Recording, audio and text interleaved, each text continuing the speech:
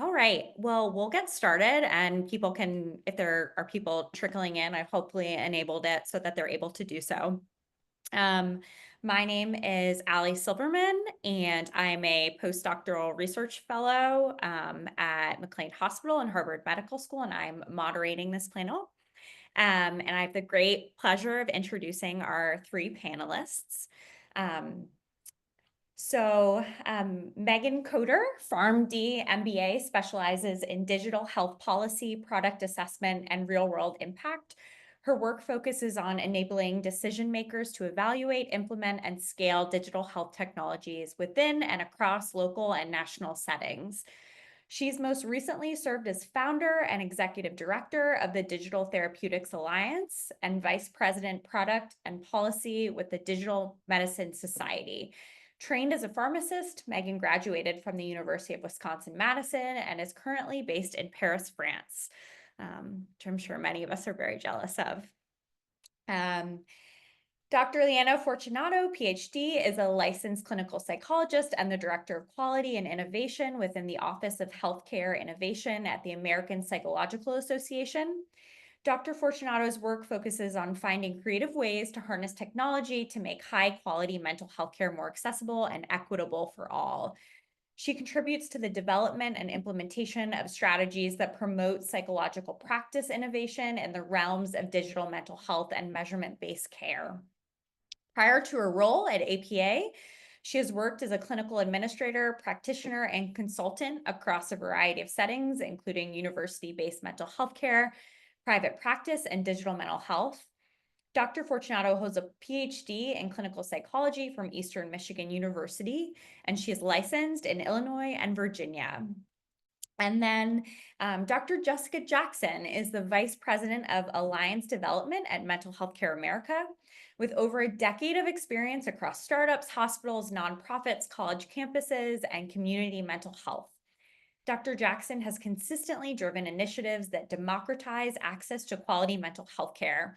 A former assistant professor of psychiatry, Dr. Jackson has published on topics such as dismantling barriers to treatment for underserved populations, race-related stress, digital mental health, and PCMHI. Her work consulting with the United Nations on racial trauma is based on her body of research.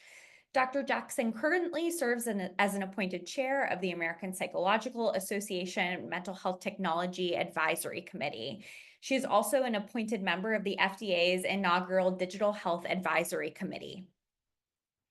So welcome, everyone. We are so thrilled to be here to learn from you all today. And so we'll get started by having each of our panelists give us a little introduction to their background and what makes them an expert in the topic that we'll be discussing today. And why don't we just go in the same order that we did introductions, if that sounds all right. So I'll have Megan go first. All right. Hello, everyone. Thank you, Allie, for that intro. As mentioned, I've had experience in a variety of different areas of the healthcare ecosystem. I have initially started off as a pharmacist. So I really saw a lot of the healthcare system from that perspective, medication perspective, and others. From there, I was really thrilled to be able to really move into more of the medical device component of it. So in 2017, as mentioned, I worked with Pierre Laurent. We set up the Digital Therapeutics Alliance. And a lot of our goals in that were really focused on how do we define what is a digital therapeutic, what is it not, what kind of evidence should have, should even have evidence at all, was a big discussion for about 2 years, and so forth. So I spent a lot of time there. I worked with ISO and a few others on what even is that formal definition of a digital therapeutic, and worked with different regulatory agencies and so forth. So I really enjoyed that time immensely.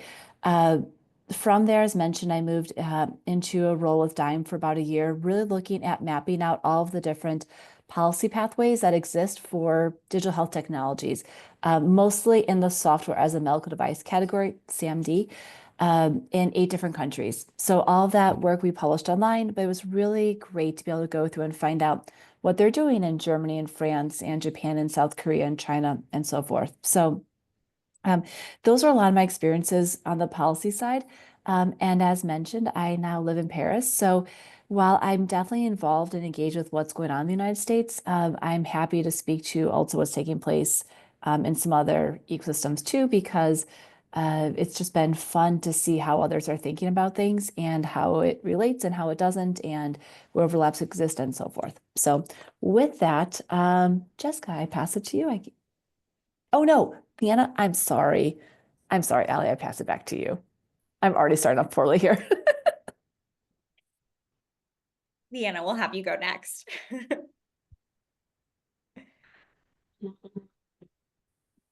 Healthcare innovation and the American Psychological Association, and this really focuses on technology broadly and how you use technology to increase access to care.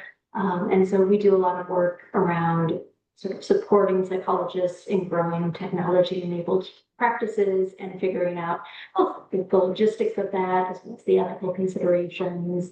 And then we also work with our colleagues across the association to advocate for reimbursement pathways to get novel treatments paid for. Happy to be here. Hello, everyone. I'm excited to be here. I don't know if I would call myself an expert, and maybe my bias is showing here a little bit, but I think anyone who might definitely call themselves an expert in digital mental health, if you believe it, I have a bridge in Brooklyn to sell you, given how vast the field is, right? Everyone wants to be an expert. Um, I think that I don't have any conflict of interest. I'm not a lobbyist. I'm here because I think there's a lot of conversation that needs to be had about regulatory and compliance. And I will say that I am not speaking on behalf of any of the organizations that I'm affiliated with. So I'm not speaking for them in this conversation. Some of what I might say is informed by them. And I will say just kind of a context to, I think it's important for people when you're talking and sharing thoughts for people to have context of where you're coming from. That I look at digital mental health and the need for regulatory and compliance infrastructure, similar to how when you look at what happened with NILs. I'm a big college sports fan. And if you look at the very beginning of when NILs started, if everyone had been able to work together and figure out a way to equitably get everyone paid and set the infrastructure, we would not be where we are now, where everything is basically everyone on their own figuring out what's best for them in their NIL deals. And so digital mental health very much reminds me of that. And we are headed in that direction if we're not able to all come together when we start looking at state by state compared to federal, compared to country rules and all of that. So that's kind of the context I sit in when I'm talking about any regulatory and compliance challenges and opportunities. Great. Well, thank you all so much for the introductions. And I will now open it up for questions from the group. And I don't know, I know that we've had various Ask an Expert sessions, but if this is the first one that you're attending, these work like a typical Zoom meeting room. So feel free to unmute yourself and ask a question, or you're welcome to also throw questions in the chat and I can read those aloud.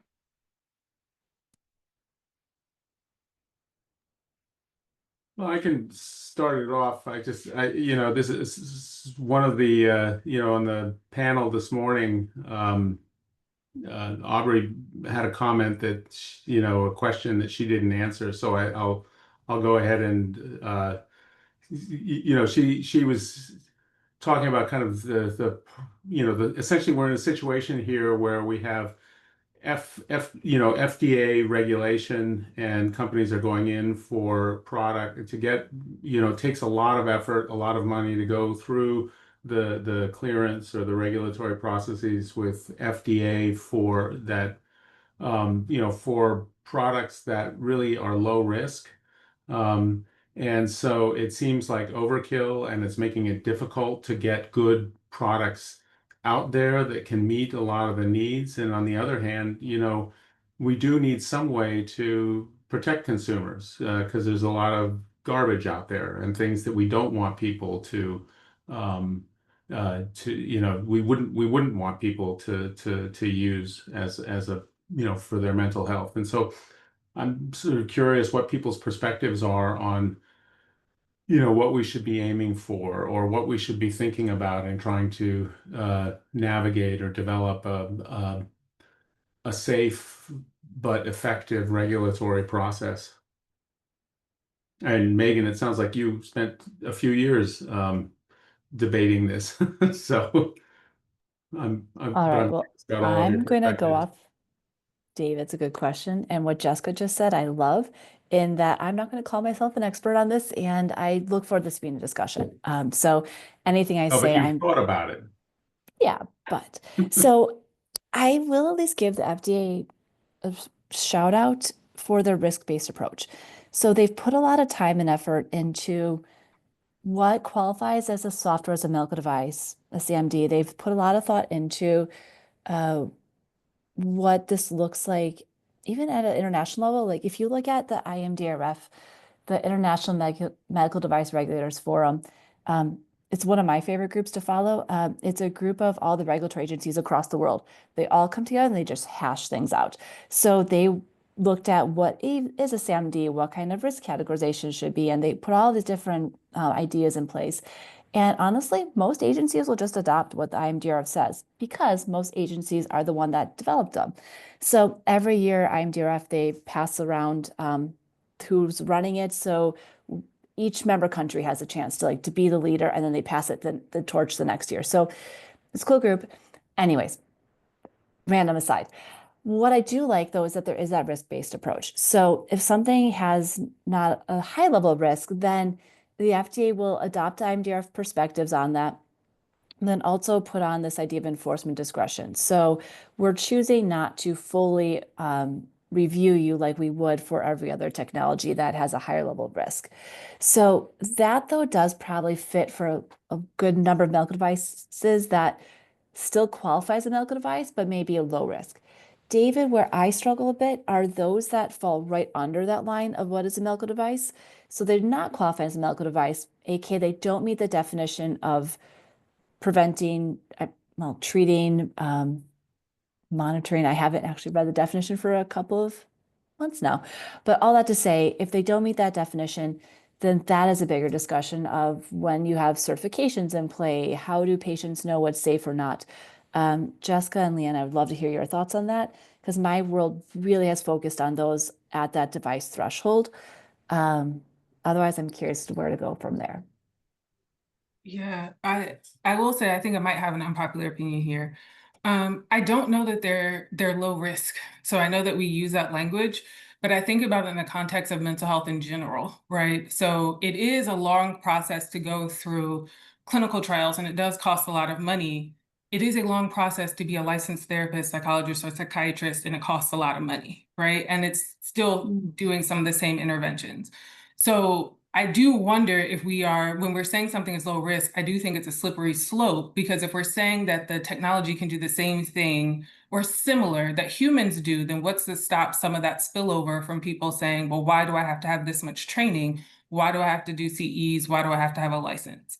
I do think when we think about regulation, if there's a way, and I do not have the answer to this, to be able to do almost what we do with like CEs for clinicians with software as a medical device, that might cut some of it. I think the reason the process is so long is because once it's out there, there's not as much emphasis on going back and checking and making sure that everything is as efficacious as it says. So if I have software as a medical device and it's out there for 10, 15 years, right, they are looking at some post-market things, but they're not going back and re-looking at everything. We are trusting that it says it will do what it's supposed to do. If it doesn't, then what is the repercussion? And I think that we do need to be cautious, at least now, in thinking about how do we then say, if we're going to build a different framework, it's really building a different framework for all of mental health, which I think is fair and should be looked at. But it would be, well, how do we then measure it over time to make sure it's doing what it's supposed to do to make sure there isn't harm? Then we won't need such a long process. Because at the end of the day, I think the quiet thing that people don't say out loud enough is it's a liability issue. So that is one of the reasons it has to go through such a robust process. As a clinician, if I harm a patient in some way, they have recourse. They can go to the board. They can go after my license. what can you do if technology is harmful? And it can be, right? We've seen that. So it may not be, or maybe it's prescribed for the wrong person. We don't know what persona is best for which digital mental health technology currently. There isn't solid research on that. So I think that if we're able to figure out a way that there's some culpability or liability for these tools, they may not need such a robust process at the beginning, which might get more of them through the door for us to have more research. But for now, we don't have that infrastructure. So I don't know that it's necessarily a bad process. I think we could be better, but we could be better for all of mental health and how we're bringing in interventions as well. Just to add to that, I think we just as a talked about what is low risk and how we define them. I think a lot about what does a tool actually report to do. And if it's delivering an intervention, to me that's a different set of concerns versus if it's teaching basic coping strategies, basic wellness support. And obviously in that space, we don't have a lot to determine what is a good wellness tool. We do know that there's room in the ecosystem for wellness tools and that they can benefit, but it's a really crowded space with some good stuff and some not so good stuff. And so sort of how do we help both providers and the public make sense of that space? And I don't know that we've really figured that part out. I mean, I think pragmatically we just can't, there's too much there to probably regulate.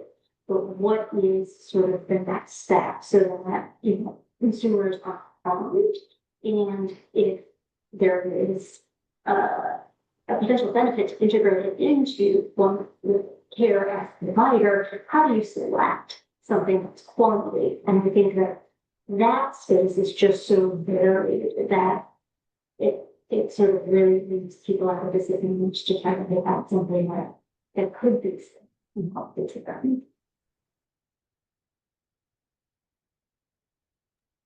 Can I maybe give an analogy that it's making sense in my head, may not make sense when I say it, so y'all can tell me.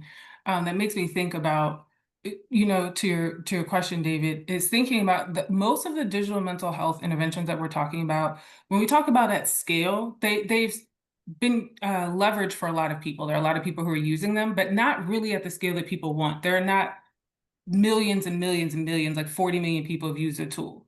And I think that there's a lot of things theoretically that we're saying we hope will work.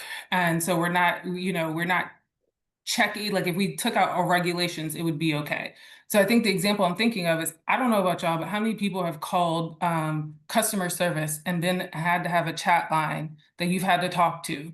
How frustrating the experience has been, because when they wrote those scripts, they had every intention of them being useful, right? When they went through, they did quality assurance, and it was probably on a smaller group. But when you have 100 million people calling into AT&T, it's not going to get it right every time. There are times it hangs up on you by accident. There's times that it doesn't have the answer to your question. You repeat yourself 8 times, right? It hasn't been tested. If they went through a way more robust process, they would probably catch a lot more of that. And that is just a frustration for something that's a consumer. Think about healthcare. If there's not the robust piece in the beginning, how many people might fall through the gap? Because we truly haven't tested these at that large of a scale over that long a period of time.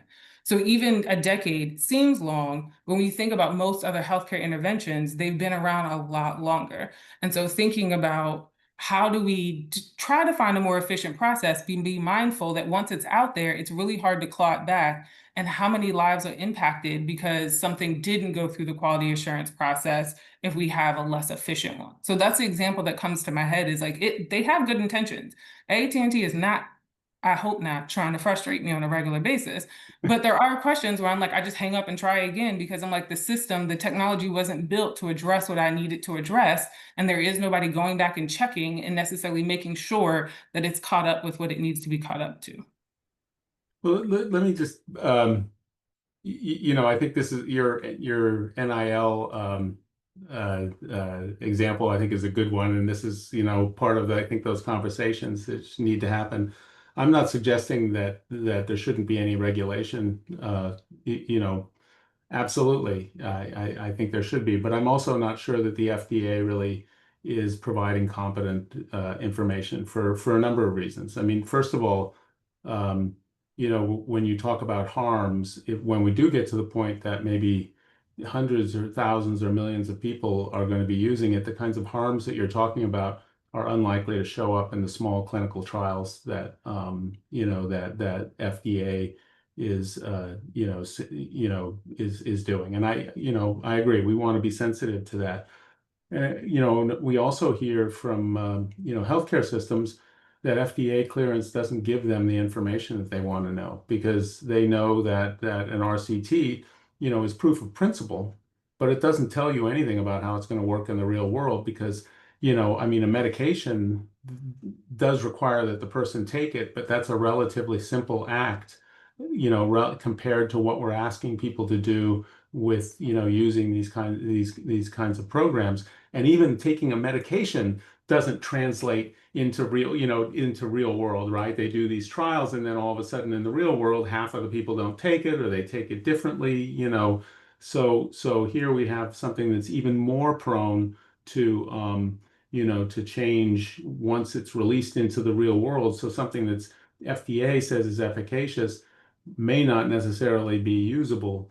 And so even healthcare systems are we hear they're going through their own evaluation of the products. And so we have a system that's not working and that is burdensome. And so the premise of my question wasn't to say that we shouldn't have regulation, but I'm not sure that what we're doing with FDA is. And when we talk to the people at FDA, somewhat, when they're not on their, not on their federal lines, they say as much, right? They're not, they don't, they're not happy with the processes either, and see that there's a lot of room for improvement. And anyway, I'll let other people, also, I'm not going to try not to dominate the conversation here. It's great. There's a lot of ways we could take that, though. Yeah. And I agree. So thanks for the question, David. I do agree it could be more efficacious. Honestly, if I had the answer, I'd probably be rich. But I do think that those are some of the things that, that we do need to be thinking about. So I appreciate. And for those who don't know, I just realized NIL is related to like the likeness and the image for college athletes. So just want to make sure everyone understood the reference. Yeah, it took me a few seconds on that one. I think what Jessica said, and David, there is no answer yet, which is what drives me absolutely crazy. And I'm trying to find ways to figure out how can we start to create that answer. But I really am struggling with the idea that everyone is making up what good looks like on their own. So regulatory agencies, I've seen that happening a lot, even at the regulatory level. I see it happening at the policymaker level. I see it happening at the payer level, the purchaser level. I see it happening at the clinician level. There's really no stopping what is enough. And that is a struggle. Even for a company that I worked with a while back that had like 30 some studies, they're still being told that it was not enough data.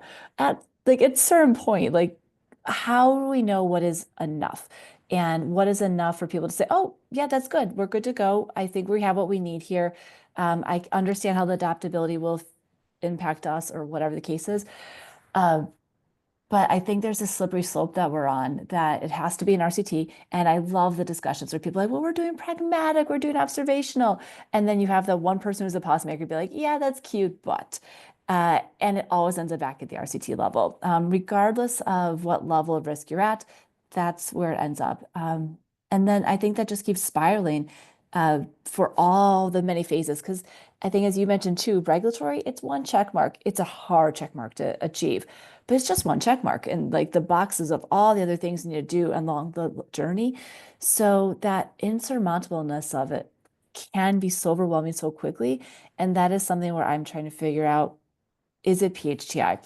Is it another group? Like, what is it that someone can come to finally say, this is sufficient, but that level of sufficiency until it's there, is just going to keep growing. And then people will increasingly turn to GPT instead of something else. And that's another whole chat we can have. But it is a concern. I have to.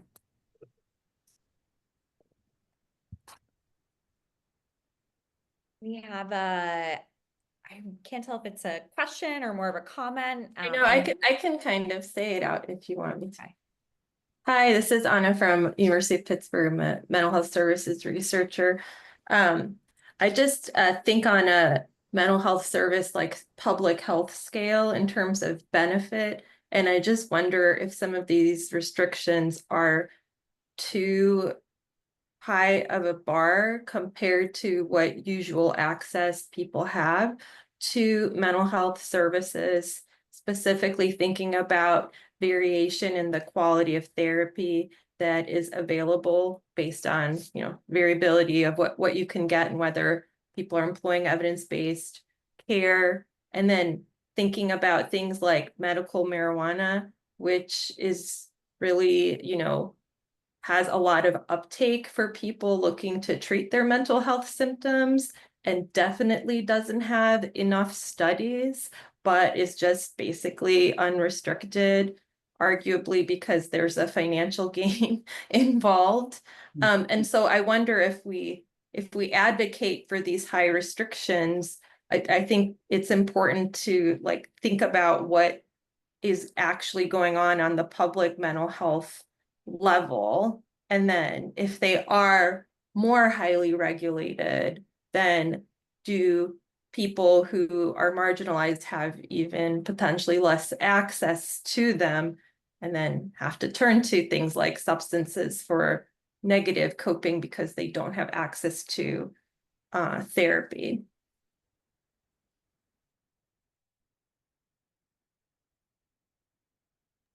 Can I clarify two things? Because if we're talking about what's already regulated, I'm assuming you're referring to digital therapeutics because that's primarily what is regulated. Yeah, just thinking about how heavy of regulations we kind of advocate for, or I mean, we don't really have options, but just the conversation was going.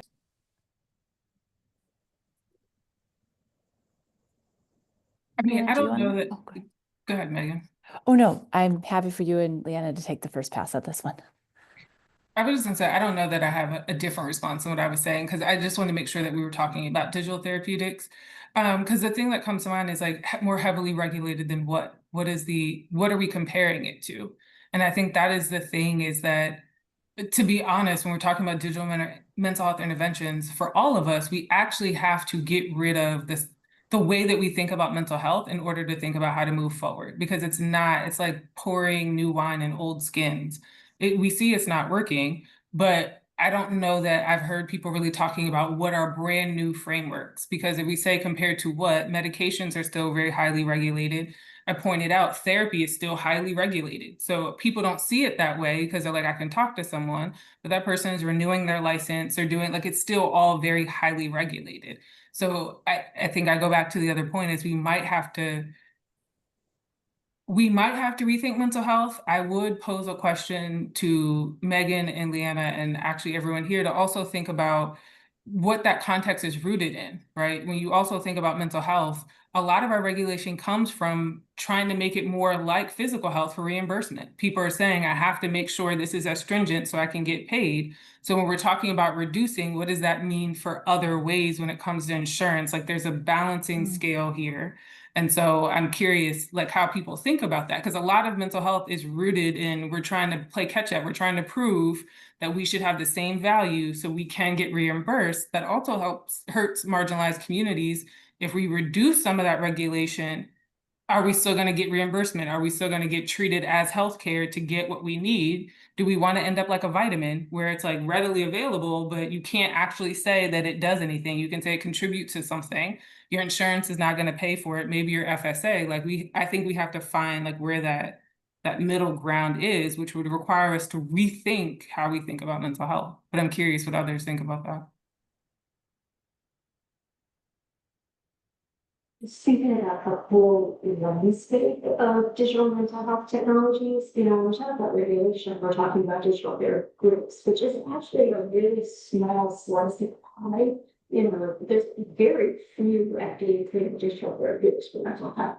And for a variety of reasons, it's probably understood, but so thinking about what is the balance of how we evaluate tools for which there is room in the ecosystem, but how do we make sure we're safe and effective? And not everything should go through the same process, of course, but, we're thinking about something that might be wider. Well, how is that affected? Like versus something like wellness policing versus a disruptive field. And so I think that FDA is one route and that encompasses some products, but it's actually pretty small. And so then I think it leaves this bigger question for us as a field about how do we vet things? What is actually meaningful and what level of risk are we comfortable with? Because there is always some, and obviously we want to protect patients and inherent in administrative treatment, additional otherwise, there is some level of risk. And so what is the appropriate balance? And I think I don't have the answers to that. Those are questions we need to figure out. Leanna, one quick thing. I'm having a hard time hearing some of what you're saying. So I don't know if I'm the only one, but just in case it's tricky, I got the gist of it, but you were coming in and out a bit. Thank you. So two quick stories. And I feel like who's ever heard me talk has heard me say this, but the day that I started DTA, this guy came up to me in the exhibit hall and he was so excited about his new product in digital therapeutics, I'm assuming. And we were talking about clinical evidence and he's like, oh, it's just the smile on the patient's face that matters at the end of the day. You don't need any of that data stuff. And I was like, oh, and this is why we're doing DTA. But I've also been accused, and maybe rightfully so, of taking it overboard, of saying now we need to have a clinical trial of a certain level of rigor. You need to have an FDA clearance. I mean, I didn't say that, but that was part of the definition and things we did. And I've had companies come up to me in the past and be like, you kind of overdid on that one. We could have been chill with just a little less like rigor. But then here, Jessica, what you're saying, so there's so many different sides of this that we could look at in terms of if a patient understands, so if we're doing a fit for purpose perspective, I'm very much in favor of risk-based. I'm very much in favor of fit for purpose.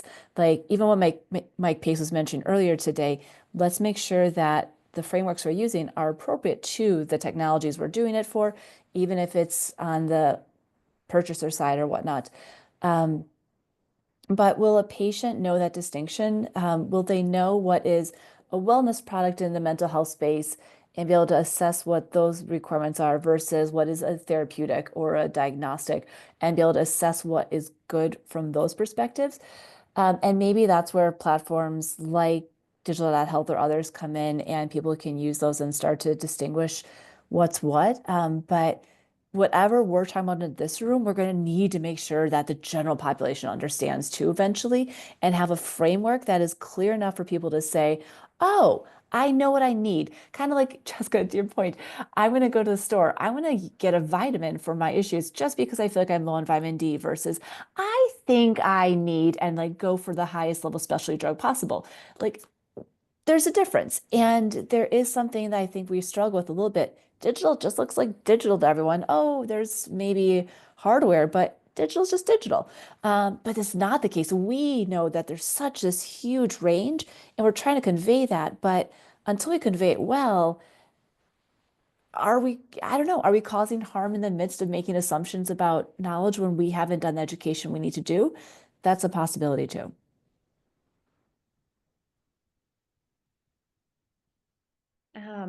Garrett, see you have your hand raised. Yeah, a couple thoughts. Can you hear me clearly? Mhm. Yeah. So my focus is on digital therapeutics generally, and I've been frustrated with the FDA process, at least historically. I'm not sure how it's evolving, but for example, we looked at Reset O several years ago, and it really was tremendously disadvantaged by having been locked in by the FDA process. They couldn't adapt, they couldn't change it, they couldn't learn and grow. And I'm a big believer in measurement-based care and continuous quality improvement. And part of the genius of app-based care is that you can collect a constant stream of data, you can see what's working, you can adapt, you can improve, experiment, and make it better. And I'm also a real skeptic about the quality of most human-delivered care. I think we have evidence that CBT can be done better by computers than people, at least part of the time. And so I think human-based care is good if it is measurement-based and focused on continuous quality improvement, which I say 90% of care providers don't bother with. And so I think there's tremendous potential to continually evaluate and improve apps. That's an opportunity that exists for human delivered care, but is almost never realized in practice. 2 cents.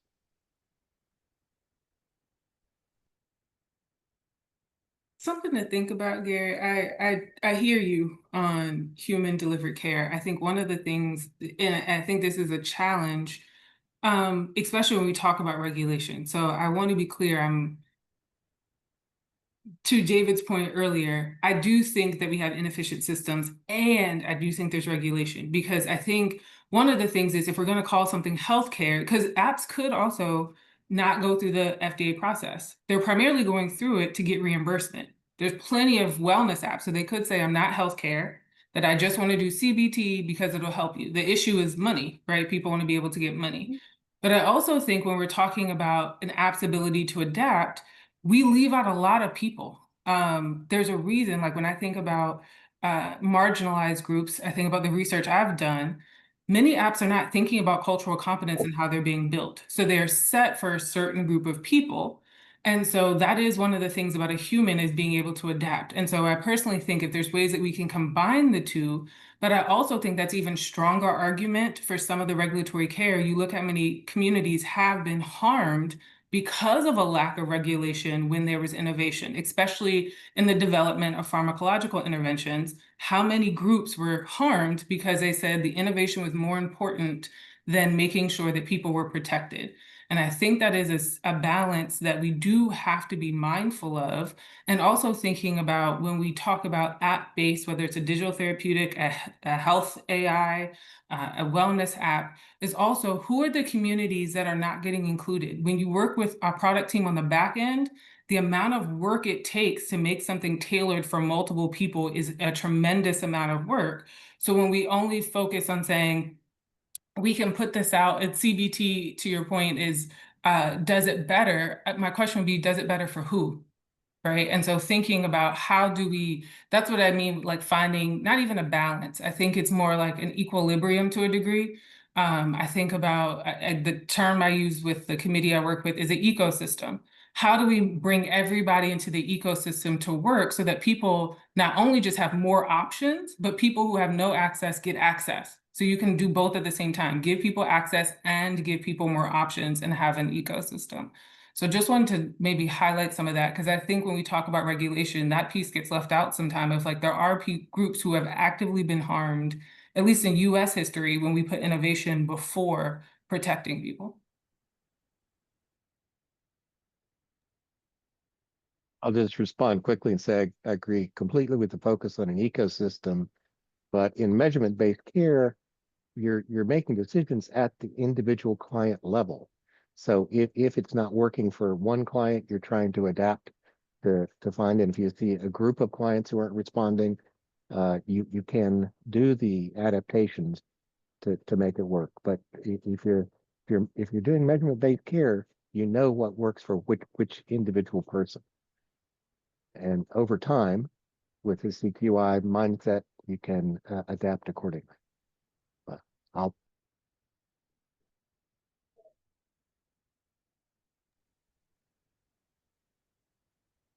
Other questions? And thank you so much. Megan's leaving some awesome resources in the chat as we're going, so be sure to check them out if you're not.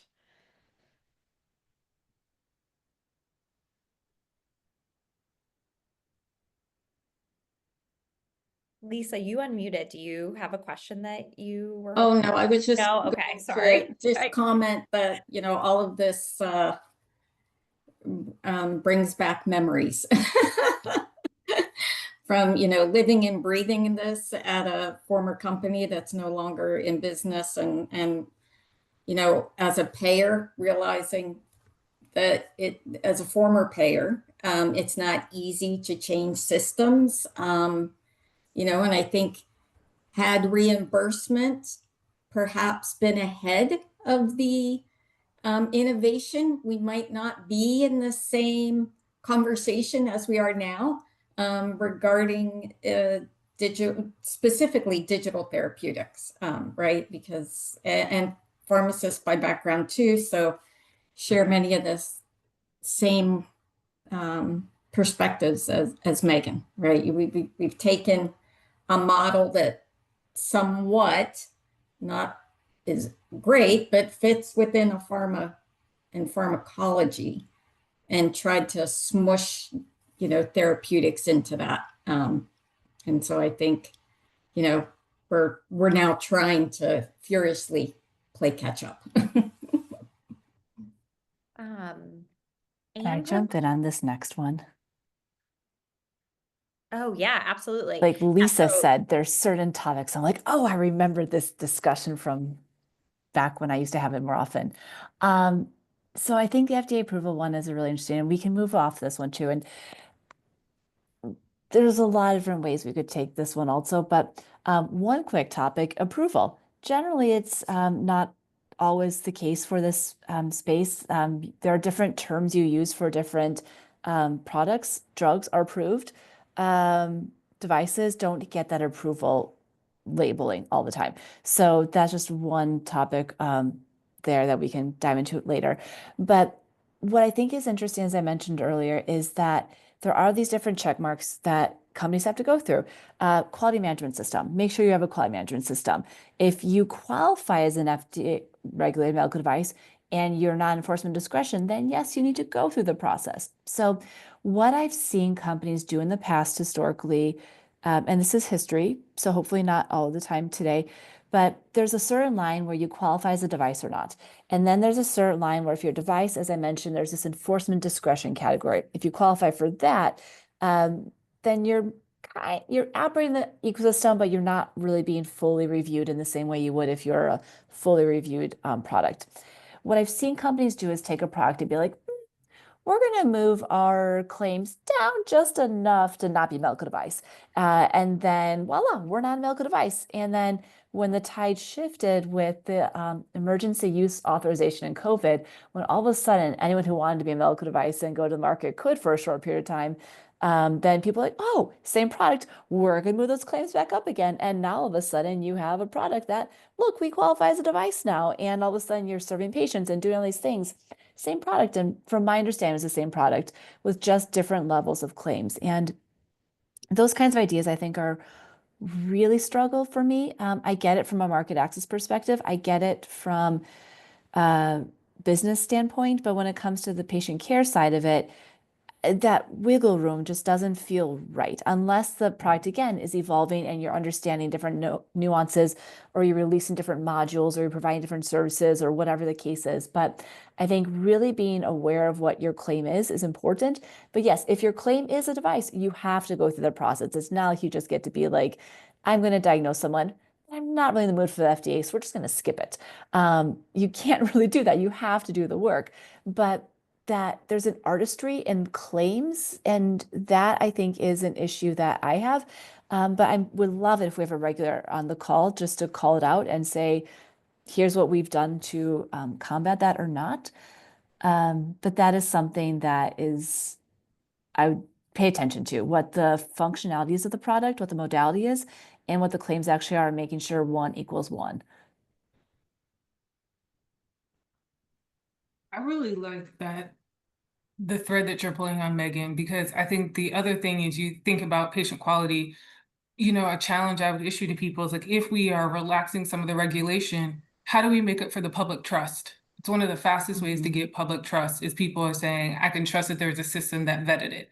And many of us on this call, especially if you are in the space a lot, I think you feel differently than the average American, right? And I'll just say American because we're in the US, but we talk about this. We know people, we understand how it's built. The person on the street, And this happens in healthcare. Like how many times we've taken a healthcare provider's word for something we didn't understand. They're saying, I think this is what's best for you. You trust that it's been vetted, right? Or even when you are looking up something online, there's certain places that you go. You don't just read everything on the internet. You're like, I trust that somebody took a look at this. So when we reduce regulation for efficiency, we will also leave a gap for public trust for people to say, well, how can I trust that this is going to be the best thing for me? And I think we see this a lot in wellness apps. I know, at least for psychologists, this is the question we get a lot. Is it like, I don't know which one to use because there isn't a regulatory framework and they don't want to get in trouble. So then people just don't use it because it's almost like paralysis because they don't have the regulation to say, okay, I trust that this has went through this process and was vetted enough for me to be able to use it. And I think when we're trying to account for that, that's not just for digital therapeutics, it's really for all digital mental health interventions, is how do we bring that? When I look at all products, when I'm working with a company or thinking about what are things to consider, the top two that I really look at is one, what are they doing to motivate behavior change in providers? Because if you can't get people to use it, which again goes to the public trust, it won't get out to the people. But what are we doing to motivate the behavior change in the end user, whether that's a patient, a consumer, or something else? Because we see that people will suffer through a migraine and a headache, right, before they will walk upstairs to get Tylenol. Like basic, I mean, like when you put it in applicable stuff, like think how many times you have a pain in your foot. How long does it take for you to go to the doctor before you're like, let me change my everyday behavior to go do something about this? So those are things that we have. They will eventually go because of part of that public trust. But if people are like, I don't know, and that might be worse than what I have, they're even less likely to use it. So when we're balancing in the efficiency and improving efficiency and regulation, we also have to remember like we're going to have to fill that gap of public trust in an efficient way too, if we take out some of the regulatory process. Or if we change it. And I think it's doable. Again, I don't have the answer, but it'd be like, how do we gain large scale public trust in something when there isn't a regulatory infrastructure for them to rely on? And then just add in data issues too into that of public trust on that side. And then, yeah, you have yourself a good quagmire to deal with.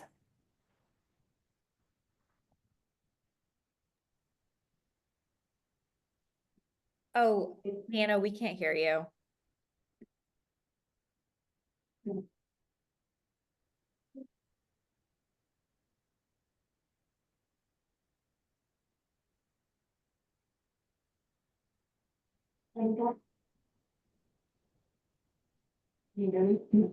We can, it's sort of like muffled, like, I'd maybe just speak like very loudly.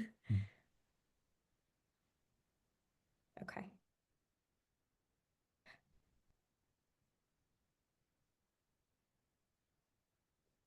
Okay. And while we are waiting on that, are there other questions that people want to raise?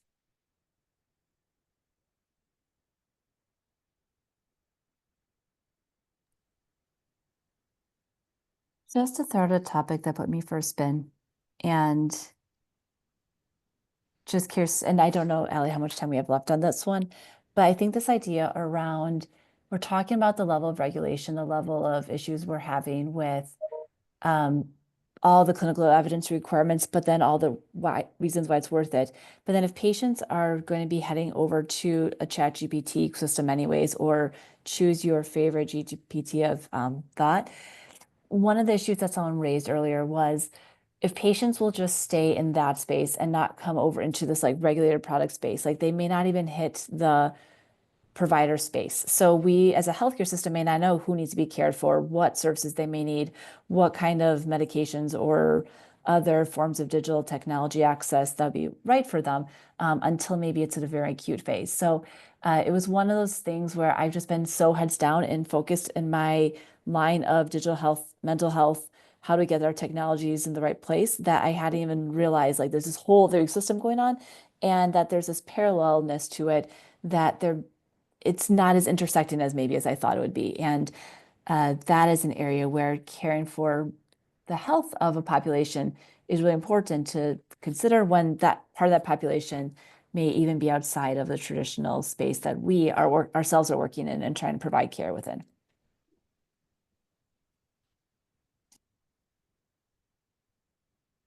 I have a question that I could bring to the group if other folks on the call don't. Sort of switching gears away from, I mean, we are obviously in a space where we're talking about regulation, but away from FDA regulation. What kinds of key roles do you see like healthcare systems, payers, researchers, patients, and advocacy groups and other sort of players playing? And you could pick one of these. As I was reading through this, it's a big question. What kinds of key roles do you see them playing to advance regulation that increases access to these digital therapeutics?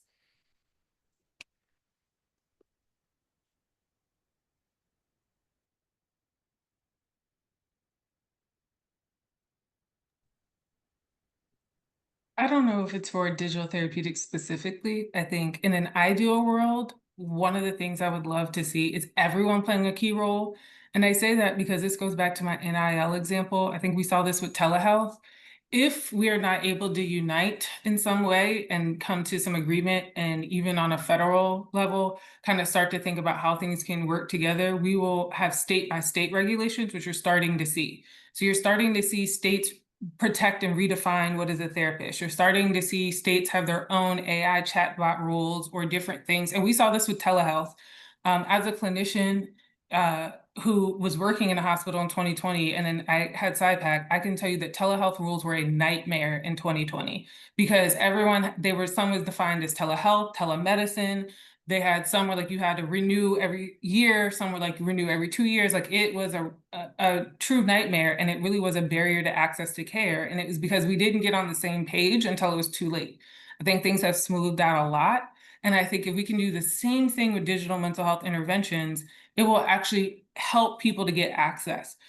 When we start to see all these states doing something different, it's going to be really hard to offer certain products and services in some states and not other. Like that's difficult for companies to say, we have to follow this rule in Minnesota, but this rule in Illinois because of how they define it. Like people can't afford that either.